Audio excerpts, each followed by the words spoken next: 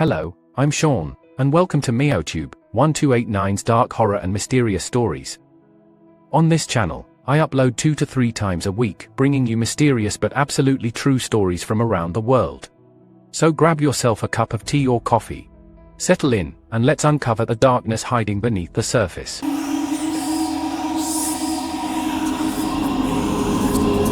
Attila the Hun 434 to 453 AD was the leader of the ancient nomadic people known as the Huns and ruler of the Hunnic Empire, which he established. His name means little father and, according to some historians, may not have been his birth name but a term of affection and respect conferred on his accession. This name was synonymous with terror among his enemies and the general populace of the territories that his armies swept through. Attila's incursions into the regions of Germania drove the populations across the borders of the Western Roman Empire and contributed to its decline in the late 5th century AD. The influx of the Visigoths, in particular, and their later revolt against Rome, is considered a significant contributor to Rome's fall. The Visigoth victory over the Romans at the Battle of Adrianople in 378 AD was an event the Roman military never fully recovered from.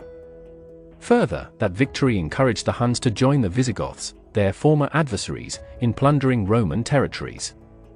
The apparent weakness of Rome encouraged Attila, once he became leader of the Huns, to make and break treaties such as the Treaty of Margus in 439 AD without fear of consequences, and his wide-scale destruction of Roman cities and towns met with little or no resistance for the most part, making it clear that the Roman army was no longer the kind of invincible fighting force it once had been. Attila's ability to command a vast army of warriors often comprised of different tribes such as the Alans, Alemanni, and Ostrogoths was also in contrast to Roman generals of his time, who had difficulty keeping their non-Roman contingents under control, most clearly seen in the Roman general Litorius' campaign against the Goths in 439 AD, in which he could not stop his Hun allies from raiding the regions they passed through. Attila was a brilliant horseman and military leader, possessed a commanding presence, and held his empire together through the strength of his individual personality. He not only made the Huns the most effective fighting force of the time, but he also built a vast empire from virtually nothing in less than 10 years. At its height, this empire stretched from Central Asia across to modern-day France and down through the Danube Valley. After he died in 453 AD, his sons tried to hold his empire together but failed, and it broke apart by 469 AD. Although in the present day, his mother's name is sometimes given as Hungisung Vladislav, her name is actually not known, and this name is considered a recent fabrication. His father's name was Mundzag, and his uncle, Rugila, also known as Rua and Ruga, was king of the Huns. As a young man, Attila, and his older brother Bleda, also known as Buda, were taught archery, how to ride and care for horses, and how to fight. They were also taught Latin and Gothic to enable them to do business with the Romans and Goths. Historians are divided on how much can be said with certainty regarding Attila's early years, however, and some claim that nothing is known of his early life, not even his birth name, and nothing should be inferred based on his later accomplishments. Whether Rugila had sons to succeed him is not known, and Mundzak seems to have died early in the boys' lives, so it appears that either Bleda or Attila would be Rugila's heir and succeed him as king. Therefore, their education and instruction in warfare would have prepared them for the responsibilities of leadership. Suggest that Attila and Bleda may have assassinated Rugila's sons on campaign to assume power and, again, claims no such assumption should be made. Both boys are thought to have been present at Hun war councils and negotiations from an early age. Even before Attila became king, the Huns were a formidable fighting force, although they would become more so later under his rule. They were expert horsemen whose steeds, according to ancient reports, would actually fight for them in battle with teeth and hooves. When Rugila died on campaign against Constantinople in 433 AD, leadership passed to Attila and Bleda. The brothers ruled jointly, each in control of their own regions and populace, and, as Lanning notes, frequently dealt with the Eastern Roman Empire, who formerly had paid the Huns as mercenaries to take care of the other tribes harassing Rome's boundaries, but now found they were paying to keep the Huns from invading. Attila and Bleda together brokered the Treaty of Margus with Rome in 439 AD. This treaty continued the precedent of Rome paying off the Huns in return for peace, which would be a more or less constant stipulation in Roman-Hun relations until Attila's death. an agreement between the Huns and the Romans had already been brokered in 435 AD by the Roman general Flavius Aetius 391 to 454 AD, who had lived among the Huns as a hostage in his youth, spoke their language, and employed them to his advantage in his various power struggles in the empire. The Treaty of Margus expanded on Aetius' treaty. The Romans promised to return all Hun refugees who had fled into Roman territories, would not enter into pacts or treaties with enemies of the Huns, would establish fair trading rights and, of course, would make an annual payment of 700 pounds of gold directly to Attila and Bleda. For their part, the Huns promised not to attack Rome, not to enter into pacts or treaties with Rome's enemies, and to defend the Danube frontier and the provinces of the Roman Empire. The treaty concluded, the Romans were able to withdraw their troops from the Danube region and send them against the Vandals who were threatening Rome's provinces in Sicily and North Africa. The Huns turned their attention east after the Margus Treaty and warred against the Sassanid Empire, but were repelled and driven back toward the Great Hungarian Plain, which was their home base. With the Roman troops who once guarded the border now deployed to Sicily, the Huns saw an opportunity for easy plunder. Kelly writes, as soon as Attila and Bleda received reliable intelligence that the fleet had left for Sicily, they opened their Danube offensive.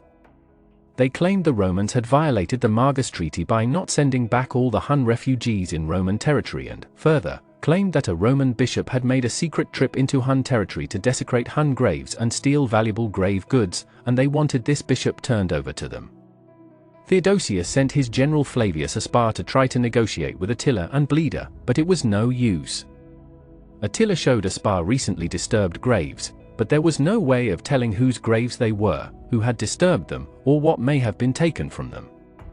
With no proof of a crime, Aspar refused to turn the bishop over to the Huns and, further, claimed he had no knowledge of Hun refugees hiding from Attila and Bleda on Roman soil. The Huns insisted, Aspar could not comply, and negotiations reached a stalemate. Aspar returned to Constantinople to report these developments to Theodosius, but does not seem to have felt there was any imminent threat of a Hun invasion. The refugees in question were Huns who had fled Attila's rule and who he wanted returned before they could stir up rebellion against him. As it turned out, there were still a number of refugees living in Roman territory who would later be handed over, and the bishop Attila wanted most likely did rob the graves and would later betray the city of Margus to the Huns. So, as it happened, it would have been better if Aspar had simply handed him and the refugees over in the first place. He did not do so, however, and considering the treaty broken, Attila mobilized for war. As Aspar headed back toward Constantinople in the summer of 441 AD, Attila and Bleda drove their armies through the border regions and sacked the cities of the province of Illyricum, which were very profitable Roman trade centers.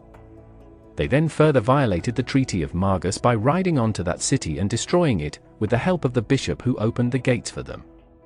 Theodosius II 401 to 450 AD then declared the treaty broken and recalled his armies from the provinces to stop the Hun rampage. Attila and Bleda responded with a full-scale invasion, sacking and destroying Roman cities all the way to within 20 miles of the Roman capital of Constantinople. The city of Naissus, birthplace of Roman Emperor Constantine the Great, was razed and would not be rebuilt for a century afterwards. The Huns had learned a great deal about Roman siege warfare from their time serving in the Roman army and expertly put this knowledge to use, literally wiping whole cities, such as Naissus, off the map. Their offensive was all the more successful because it was completely unexpected. Theodosius II had been so confident that the Huns would keep the treaty that he refused to listen to any counsel that suggested otherwise. Theodosius II, realizing he was defeated but unwilling to admit total defeat, asked for terms. The sum Rome now had to pay to keep the Huns from further destruction was more than tripled. The historian Will Durant writes, Theodosius II of the Eastern Empire and Valentinian III of the Western, both paid him tribute as a bribe to peace, disguising it among their peoples as payments for services rendered by a client king. After their Danube offensive, Attila and Bleda led their troops back home to the Great Hungarian Plain, where Bleda then vanishes from the historical record. Kelly cites the most reliable Roman account, Priscus, who writes those 3 years after the offensive, Bleda, king of the Huns, was assassinated as a result of the plots of his brother Attila. Other scholars have suggested that Bleda may have been killed on campaign but, however he died. In 445 AD, Attila became the sole leader of the Huns and the most powerful military commander in Europe. The historian Jordan 6th century AD, who wrote the only ancient account of the Goths still extant, includes their interactions with the Huns, describing Attila at length. Although Attila is almost always represented as a vicious warrior on horseback, slaughtering the multitudes, he was actually a more complex individual, as the Roman writer Priscus, who actually met and dined with Attila, presents him. Among the heathen superstitions Durant notes is the war sword Attila carried, which he claimed was left for him by the Roman god of war, Mars. This sword, according to Jordans, was discovered by accident. Attila saw Rome as a feeble adversary, and so, starting in 446 or 447 AD, he again invaded the region of Moesia, the Balkan area, destroying over 70 cities, taking survivors as slaves, and sending the loot back to his stronghold at the city of Buda, possibly Budapest in present-day Hungary, though this claim has been contested by some historians. He was considered invincible and, in Durant's words, having bled the east to his heart's content, Attila turned to the west and found an unusual excuse for war. In 450 AD, Valentinian's sister, Honoria, was seeking to escape an arranged marriage with a Roman senator and sent a message to Attila, along with her engagement ring, asking for his help. Although she may never have intended anything like marriage, Attila chose to interpret her message and ring as a betrothal and sent back his terms as one half of the Western Empire for her dowry. Valentinian, when he discovered what his sister had done, sent messengers to Attila telling him it was all a mistake, and there was no proposal, no marriage, and no dowry to be negotiated. Attila asserted that the marriage proposal was legitimate, that he had accepted and would claim his bride, and mobilized his army to march on Rome. In 451 AD he began his conquests with an army of probably about 200,000 men, although sources, such as Jordan's, set the number higher at 500,000. They took Gallia Belgica province, modern-day Belgium, easily and moved on to ravage the land. The only time Attila had been turned back from a conquest was by the Sassanids, and his reputation for slaughter and invincibility preceded him as he moved through Gaul. The reputation of the Huns for brutality and indiscriminate slaughter was well known and sent the people of the land fleeing for their lives with whatever they could carry. The Roman writer Ammianus Marcellinus 330–391 AD wrote of the Huns in his History of Rome. The Hun army was one enormous cavalry unit that struck their adversaries quickly, neither asking for nor offering any mercy. It is little wonder that no general was especially eager to engage the Hun forces under Attila. Kelly notes how the Huns appeared as if from nowhere and melted away, leaving only destruction behind them. It was impossible to establish an effective early warning system. Attila took Trier and Metz without opposition, massacred the citizens, and then rode on, destroying everything in his path. He was finally met in battle by the combined forces of the Romans under Flavius Aetius, who understood Hun strategy and tactics, and the Visigoths under Theodoric I, reigned 418 to 451 AD on the Catalaunian Plains. This engagement is known as the Battle of Catalaunian Fields or the Battle of Chalons, and has been described as one of the bloodiest military conflicts in history and the first time Attila's forces were halted in an invasion of Europe. Although Attila had been stopped in his invasion, he had hardly been defeated. The Romans claimed the victory, however, and returned to their homes in the hope that Attila would now harass someone else. In 452 AD, though, he returned to invade Italy and claim the bride who had promised him her hand in marriage. Here, as in Gaul, he spread a wide swath of destruction and so completely sacked the city of Aquileia that not only would it never rise again, but no one even knew where it had stood. The people of Italy, as the Gauls before them, were terrified of the Hun invasion, but now, unlike the year before, Aetius did not have an army of sufficient force to stop Attila. Whole populations fled their cities and villages for safer regions and, in fact, this was how the city of Venice came to rise from the marshes to become the city of bridges among other names, as it is known as in the present day. In flight from Attila's army, people took refuge on what solid ground they could find in the watery regions they felt Attila would bypass. They chose wisely, in that Attila's forces avoided the lagoons and marched on toward more attractive grounds. For reasons no one knows, the Hun stopped at the Po River. A famine had been plaguing Italy for the better part of 2 years, and quite possibly Attila had simply run out of supplies. It has also been suggested that plague had broken out in Attila's army, which forced him to abandon his plans. Further, there is the suggestion that his men cautioned him against continuing on to sack Rome. The Gothic commander Alaric 394–410 AD had sacked Rome in 410 AD and died shortly afterwards. Superstition suggested Alaric's death was a direct result of his assault on such a prestigious city. It is also possible that some kind of peace was agreed to between Attila and Rome. Valentinian sent Pope Leo I with a delegation to seek terms from Attila, but the details of that meeting is unknown. All that is clear is that, following the meeting with Leo I and his delegates, Attila turned back and retreated to his stronghold in Hungary. Whether he remembered Honoria and the dowry is unknown. Durant and others claim he threatened to return to Italy for Honoria unless she was sent to him, but this is not clear from the primary sources. But he soon took a new, young wife, in 453 AD, named Ildico. Durant writes he celebrated the wedding with an unusual indulgence in food and drink. On the morrow he was found dead in bed beside his young wife. He had burst a blood vessel, and the blood in his throat had choked him to death. As with Alexander the Great, alternative versions of Attila's death have been suggested, but Durant's version follows that of Priscus, which is the first given and considered the most reliable. Other versions include assassination by Ildico, a conspiracy involving the Emperor of the East, Mercian 450–457 AD, who had Attila killed, an accidental death by alcohol poisoning or esophageal hemorrhage from drinking too much. The entire army fell into intense grief over the loss of their leader. Attila's horsemen smeared their faces with blood and rode slowly, in a steady circle, around the tent which held his body.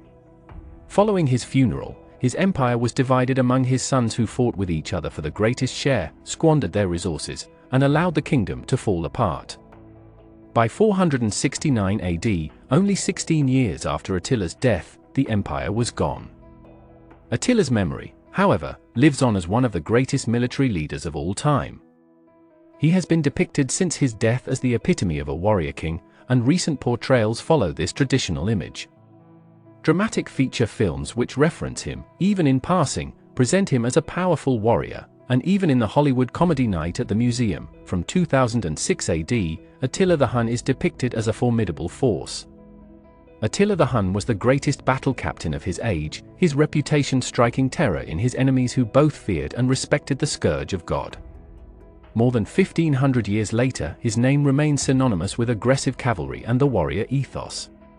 If you like this video, make sure to like, share, subscribe and hit the bell icon for notifications when new videos are uploaded.